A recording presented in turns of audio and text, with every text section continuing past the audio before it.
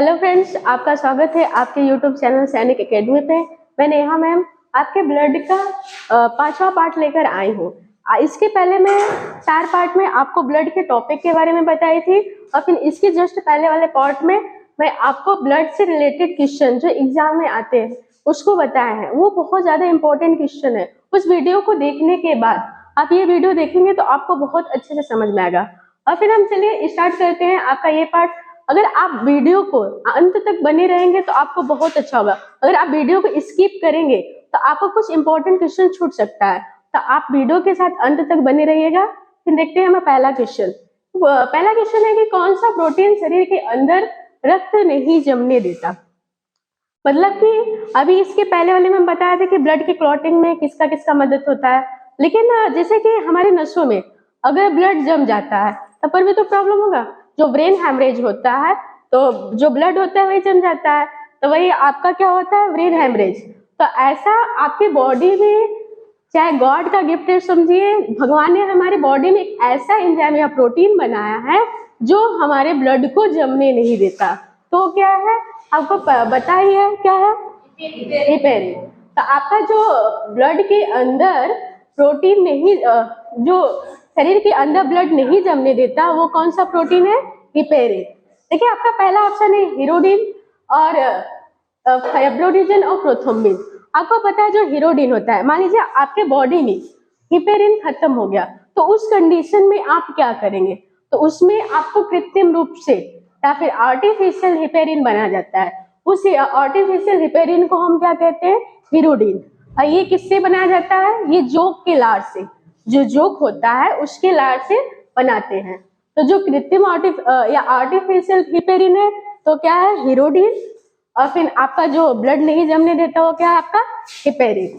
और जानते हैं फाइब्रिनोजन आपका क्या है, कि एक प्रोटीन है जो ब्लड को जमने में मदद करता है। और फिर आपका प्रोथ्रोम्बिन भी आपका, इसको क्या कहते हैं, प्लेटलेट्स। फिर अगला क्वेश्चन है आपका, शरीर के अंदर रक्त का स्कंदन किसकी उपस्थिति के कारण नहीं होता। जो हमारे बॉडी में रक्त का स्कंदन, देखिए बहुत ज्यादा इंपॉर्टेंट क्वेश्चन है।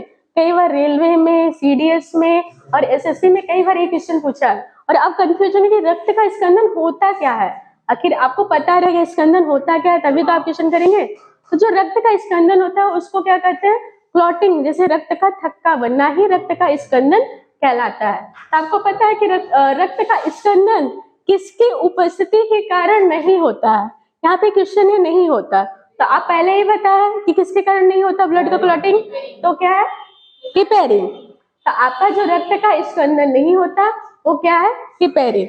आपको पता है कि इसका आंसर क्या होगा, हिपेरिन। देखिए आपका जो फाइब्रोनोजन है, अभी पहले ही बताया कि एक प्रोटीन है जो ब्लड की क्लॉटिंग में मदद करता है। और जो प्लेटलेट्स की बात करें तो ये कॉर्पल्स है, रुधिराणु। अगर पूछे कौन सा रुधिराणु ब्लड की क्लॉटिंग में मदद करता है तो क्या है, प्लेटलेट्स। और फिर जानते हैं फाइब्रिन, ये देखिए इंपॉर्टेंट है। फाइब्रिन जो होता है, जैसे कि हमारा कहीं पे कट जाता है तो क्या होता है, ब्लड का थक्का बनता है ना, कि ब्लड रुक जाता है। मान लीजिए आपको चोट लगा तो गांव के भाषा में नहीं कहते पपड़ी जम गया, तो जो पपड़ी बनता है ये फाइब्रिन नामक प्रोटीन से बनता है। इतना क्वेश्चन आपका क्लियर हो गया। फिर अगले क्वेश्चन की तरफ देखते हैं कि देखिए अगला क्वेश्चन है कि यदि पिता का ब्लड ग्रुप ए और माता का बी है तो उनके संतानों में कौन सा ग्रुप होगा। तो आपको पहला ऑप्शन है ए बी, दूसरा है ए बी ओ, तीसरा है ए बी ओ और चौथा है ए है कि बी है कि ए बी है कि ओ है। हम देखिए आपको जो ब्लड का चौथा पार्ट था उसमें हम ये ब्लड ग्रुप के बारे में बता दिए थे कि कैसे, मतलब पिता का ब्लड ग्रुप ये है तो माता के है तो उनके बच्चों में कौन सी संभावना होती है। तो पार्ट बहुत ज्यादा इंपॉर्टेंट, उसको देखेंगे तो आपको यहाँ पे क्लियर समझ में आएगा कि हम पहले ही बताए थे कि अगर ए बी संयोग करता है तो उससे जो ब्लड ग्रुप होता है वो सारे ग्रुप के बनते हैं। तो इसमें सारे ग्रुप का क्या होगा, ए भी बन सकता है, बी भी बन सकता है, ए भी बन सकता है और ओ। तो आपका आंसर क्या हो जाएगा, डी। आपका जो ए भी संयोग करता है उससे जो भी ब्लड ग्रुप बनता है क्या बनता है, ए भी हो सकता है, बी भी हो सकता है, ए बी भी हो सकता है और ओ भी हो सकता है। कितना क्लियर हो गया आपका। इसको और अच्छे से समझने के लिए आपको ब्लड का चौथा पार्ट देख लीजिएगा, वहां पे बहुत अच्छे से समझाया गया है कि मतलब कैसे बच्चों में आपका ब्लड ग्रुप निर्धारण होता है। फिर अगला क्वेश्चन है कि आरबीसी का जीवन काल कितना होता है। आपको पता है कि आरबीसी का जीवन काल कितना होता है? कितना होता है? देखिए पहला ऑप्शन है आपका 2 से 4 दिन, दूसरा है 20 से 120 दिन, तीसरा है 3 से 5 दिन, चौथा है 12 से 15 दिन। तो आपको पता है कि आरबीसी का जीवन काल कितना होता है? 20 से 120 दिन। तो आपका ऑप्शन कौन सा भी सही है? बी। तो आपका आरबीसी का जीवन काल पूछे तो कितना होगा? 20 से 120 दिन। और जो आपका 2 से 4 दिन, ये आपके डब्ल्यूबीसी जो होता है उसका जीवन काल कितना होता है? 2 से 4 दिन। और 3 से 5 दिन किसका जीवन काल होता है? प्लेटलेट्स, जो आपका प्लेटलेट्स जो होता है, ये जो प्रोथ्रोम्बिन आपका होता है बिम्बाणु, उसका जीवन काल कितना होता है? 3 से 5 दिन। ये क्वेश्चन आपका क्लियर हो गया। फिर अगले क्वेश्चन की तरफ चलते हैं कि जो सामान्य मनुष्य का रक्तचाप होता है ये कितना होता है? जो रक्तचाप आपको पहले पार्ट में बताए थे कि जो रक्त दाब मापने वाला यंत्र कौन सा है, तो कौन सा है? स्फेग्मोमैनोमीटर। जो रक्त दाब मापते हैं वो कौन से यंत्र द्वारा? स्फेग्मोमैनोमीटर। तो जो एक सामान्य मनुष्य का रक्तचाप होता है वो होता है 120 से 80, मतलब 120 के ऊपर ना हो और 80 से कम ना हो।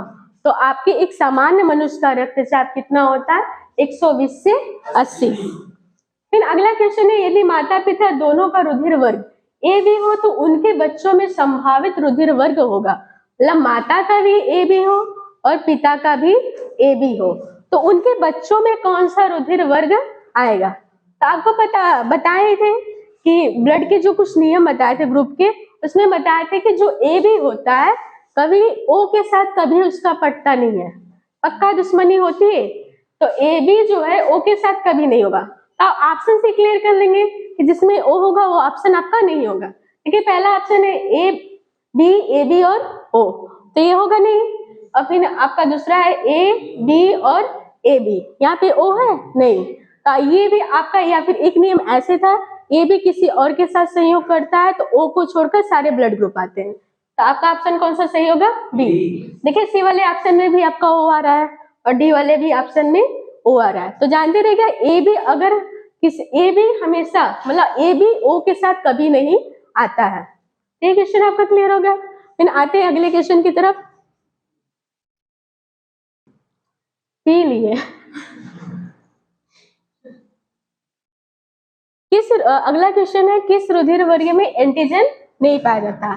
तो आपको बताए थे कि आपका किस रुधिर वर्ग में एंटीजन नहीं पाया जाता, यहाँ क्वेश्चन है। तो आपको पता है कि ए बी में क्या होता है?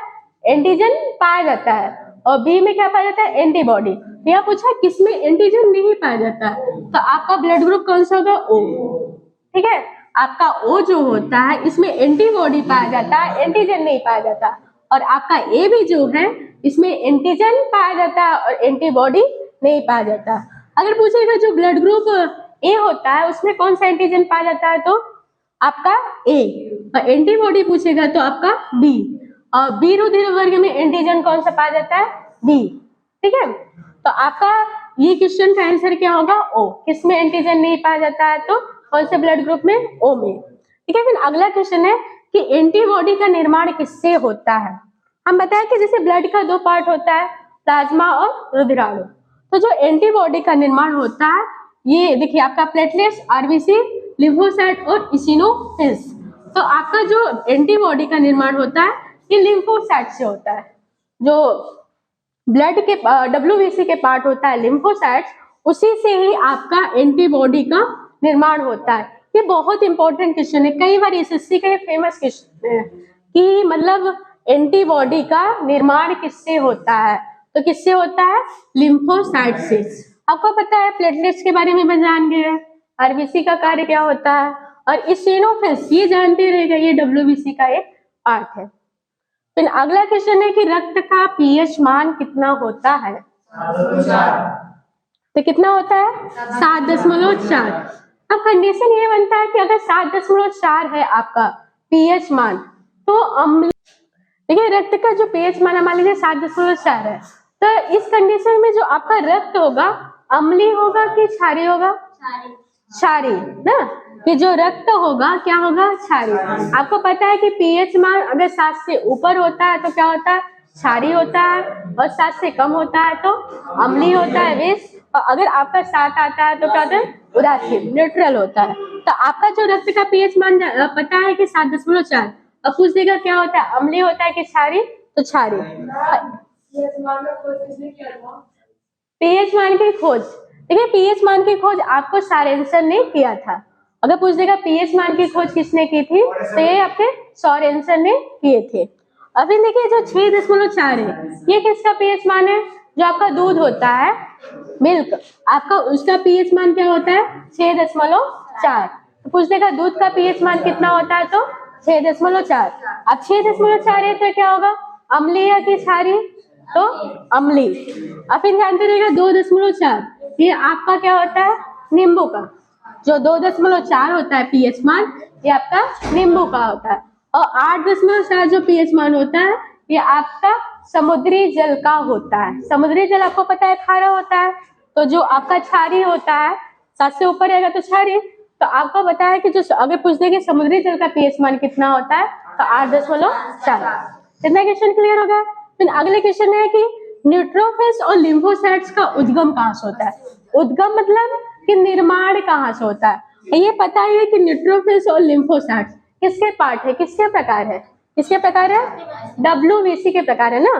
तो जो न्यूट्रोफिल्स और लिम्फोसाइट्स है, ये डब्ल्यूबीसी के प्रकार है। तो डब्ल्यूबीसी का निर्माण जहां से होगा, वहीं से इसका भी तो निर्माण होगा। तो आपको पता है कि डब्ल्यूबीसी का निर्माण कहाँ से होता है, मिक्ट्रिनलिका से, कि तिल्ली से, कि अस्थि मज्जा से, तो अस्थि मज्जा से। तो आपका जानते हैं, अगर पूछ देगा, देखिए इंपॉर्टेंट क्वेश्चन है, आपको कंफ्यूज करने के लिए दे दिया कि न्यूट्रोफिल्स और लिम्फोसाइट, तो इसका उद्गम स्थल पूछ दे तो कहां से है, लिम्फोसाइट। तो आपका इसका आंसर क्या होगा, अस्थि मज्जा। फिर अगला क्वेश्चन है कि जो प्लाज्मा है, यह एक है, क्या है, द्रव है कि उत्तक है कि कोशिका है कि मांसपेशी है। तो आपको पता है कि जो देखिए प्लाज्मा आपके रक्त के पार्ट होते हैं, रक्त के 2 भाग है, प्लाज्मा और रुधिराणु। तो जो आपका रक्त बनता है, ये क्या है, हम पहले ही बता दिए थे कि पहले पार्ट में जो रक्त है एक संयोजी उत्तक है, मतलब ढेर सारे टिश्यू से मिलके बनता है। तो अगर पूछे रक्त क्या है, तो आपका उत्तक है। लेकिन प्लाज्मा, आपको हम बताते हैं कि प्लाज्मा एक द्रव है। इंपॉर्टेंट क्वेश्चन है, बहुत इंपॉर्टेंट क्वेश्चन है। अगर आपसे पूछेगा कि प्लाज्मा क्या है, तो आप लोग अक्सर करके मारेंगे कि क्या, उत्तक है। लेकिन प्लाज्मा एक उत्तक नहीं, एक द्रव है। अगर पूछ देगा रक्त क्या है, तो रक्त क्या है आपका, एक उत्तक है। लेकिन प्लाज्मा क्या है, प्लाज्मा एक आपका द्रव है। तो इंपॉर्टेंट क्वेश्चन है, जानते रहिए प्लाज्मा क्या है, प्लाज्मा एक आपका द्रव है। फिर अगला क्वेश्चन है कि वह आयन जो रुधिर प्लाज्मा में उपस्थित नहीं होता, कि कौन सा आयन है जो आपके रुधिर के प्लाज्मा में उपस्थित नहीं होता। पहला ऑप्शन है सोडियम, कैल्शियम, मैग्नीशियम और कॉपर। इसमें पूछा कि नहीं होता है, इन चारों में से आपका कौन सा आयन नहीं उपस्थित होता है। तो जानते रहेगा कि आपके प्लाज्मा में सोडियम भी उपस्थित रहता है, कैल्शियम भी, मैग्नीशियम भी, लेकिन कॉपर आपका ये नहीं होता है। तो इस अकॉर्डिंग आपका आंसर कौन सा सही होगा, कॉपर। तो प्लाज्मा में पूछ देगा कौन सा आयन उपस्थित नहीं रहता, तो कॉपर नहीं होता। कॉपर की जगह पे आपका क्लोरीन आता है, इसमें क्लोरीन उपस्थित रहता है, कॉपर नहीं रहता। तो देखिए इंपॉर्टेंट क्वेश्चन है कि पूछ देगा किस प्लाज्मा में कौन सा आयन उपस्थित नहीं होता, तो आपका कॉपर। कॉपर की जगह पे आपका क्या है, क्लोरीन। फिर अगला क्वेश्चन है कि हीमोग्लोबिन में कौन सी धातु पाई जाती है। ये लगभग करके सबको पता है, और इसका आंसर आपको कमेंट में लिख के आपको बताना है कि इसका आंसर क्या होगा। तो आपका जो हीमोग्लोबिन है, इसमें कौन सी धातु पाई जाती है, इसका आप लोग आंसर कमेंट में लिखेंगे। फिर आपका जो ब्लड का पार्ट का क्वेश्चन था, आपका यहीं पे क्लियर हो गया कि जो भी एग्जाम में क्वेश्चन आते हैं कॉम्पिटिटिव एग्जाम में, यहाँ से आपसे बाहर नहीं जाएगा। ये पूरी गारंटी के साथ हम कहते हैं कि अगर ब्लड से आपका क्वेश्चन बन रहा है, तो आपके इस जो अगला पार्ट था, फर्स्ट पार्ट और दूसरा सेकेंड पार्ट से बाहर क्वेश्चन नहीं जाएगा। अब ये जो 4 पार्ट पढ़ाए गए थे आपके टॉपिक से, उसको भी आप लोग देख लीजिएगा। अगर आपको ये वीडियो अच्छा लगे तो आप शेयर करिएगा, लाइक करिएगा और सब्सक्राइब करिएगा, और कमेंट जरूर करिएगा कि अगला पार्ट या किस टॉपिक पे वीडियो बनाया जाए।